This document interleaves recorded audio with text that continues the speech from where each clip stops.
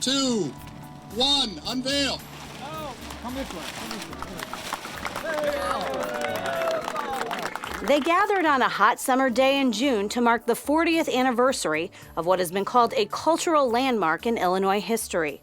Here on the campus of Southern Illinois University, Edwardsville, the Mississippi River Festival held its first concert in the summer of 1969.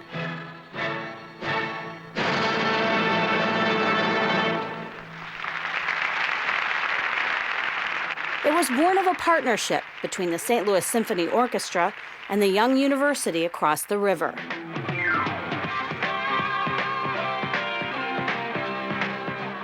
The idea of bringing music to the people both as education and entertainment created a phenomenon no one could have anticipated. Ladies and gentlemen, and our friends in the sixth row. Because the level of the stars that were here, we had international stars, and certainly in the early days the symphony brought a little different crowd.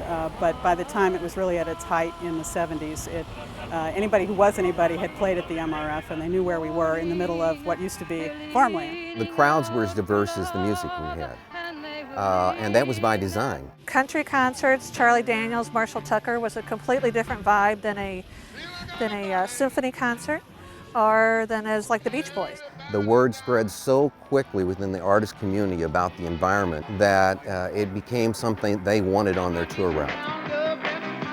The concerts were fantastic. The after parties for the crew we're still telling stories. So it was great. What it meant for all of us was to come here and watch each one of us do a job. There was no schematic. There was no instruction. We just jumped in and did it. It was amazing. How did we know to do that? I just don't understand it because it's not done today. We're standing on the edge of an asphalt paved area that was the area inside the tent pavilion itself. We chose to take a standard circus tent, have it fabricated from scratch, but to our dimensions. Instead of just being an oval tent, it was extended in the backside to cover the orchestra area that was planned in part of that. Not many universities have this piece and big and large a parcel of ground that really could be a stimulus for an interdisciplinary project that served the common good and common interest and really contributed to public exploration and piqued the imagination like the Mississippi River Festival did. The original plans for the Mississippi River Festival called for a permanent concert venue to be built. Due to rising costs and changing directions at the university, a permanent structure was never built, and the concerts ended in August 1980.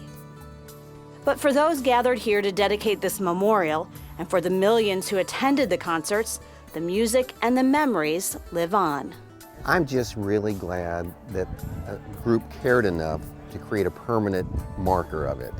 So there's a history that'll be here forever.